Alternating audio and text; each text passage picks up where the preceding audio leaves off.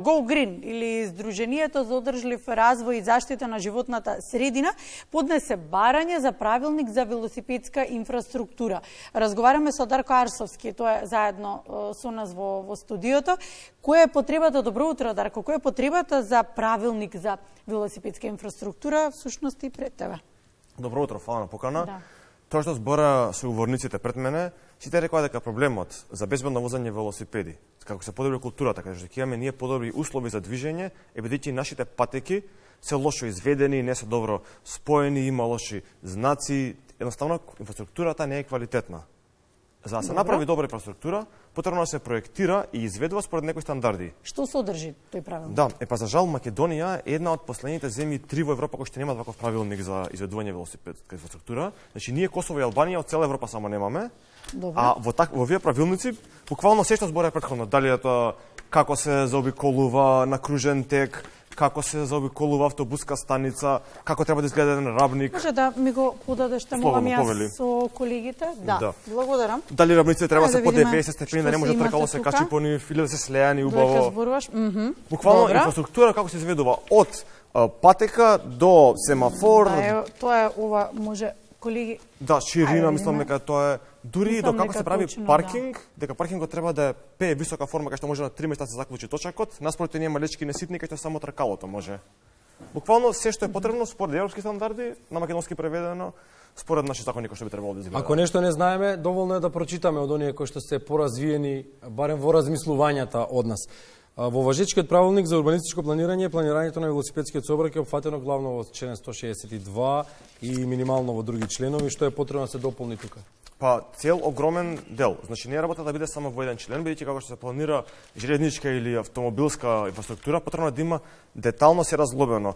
Ако го правиме според истиот тој, значи што кажавте вие правилник, тоа е она што зборувате вие сега, не можеме за жал да покажеме, тоа она што зборувате се точно е објаснато. Еве низ пример да се обидеме. Ајде да биде низ пример. Она што го зборувавме сега пред разговорот. Да. Велиме дека нема место на булеварите за велосипедски патеки. Дали тоа е тоа точно? токму тука објаснато. Таму каде што има 3 коловозни ленти. Дали е тоа? Ете, на пример, 3 коловозни ленти, Скопје ќе земе како пример.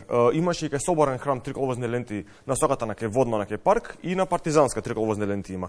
Добре. Едната насока од 3,5 метра коловозна лента ги намалија на 3 метра и остана 1,5 метар слободен за велосипедска. Од 3 по половина, значи метар и половина. Да, и таа метар и половина е велосипедска лента која што користат и велосипедисти и тротинети, дури некојши мајки со бебешки колички, бидејќи на пешачките патеки има бандери, контејнери. И по тротоарите има паркирани возила, маси од кафичи и така натаму. Тоа не е дека нема доволно простор, туку дека просторот кој што го имаме на располагање е планиран на тој начин да има премногу коловоз, премногу паркинзи за коли, кои што ако сакаме одржливи градови, едноставно треба сватиме дека тоа размислување останува во 80-тите години. Како што прават во Европа сега, да ги стеснуваат коловозните ленти, да прават повеќе простор за велосипеди, пред се автобуси исто така, така и ние можеме да го следиме тоа размислување. Кај нас доаѓа автомобилскиот отпад од Европа, така што се ние треба да го довозиме, нели? Кутрите ние. Добро, но ајде сега реална слика и која ќе се направат тие велосипедски патеки добро означени, објаснато колку треба да биде коловоз, колку треба да биде зеленило, велосипедска патека и така натаму, тоа се што стои во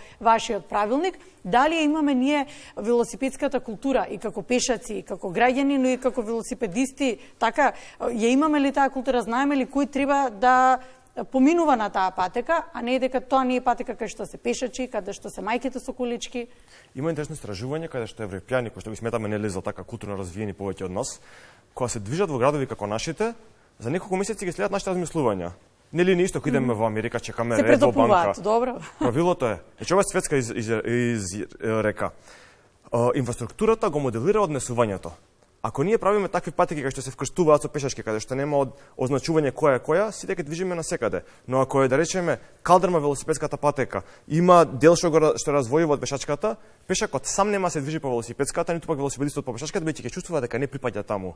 И заради тоа е битен ваков правилник каде што убаво е означено што како се изведува. Ако ние само шлапаме асфалт и една бела линија што означува, измеѓу нема да го почитуваме, ќе движи секој каде сака.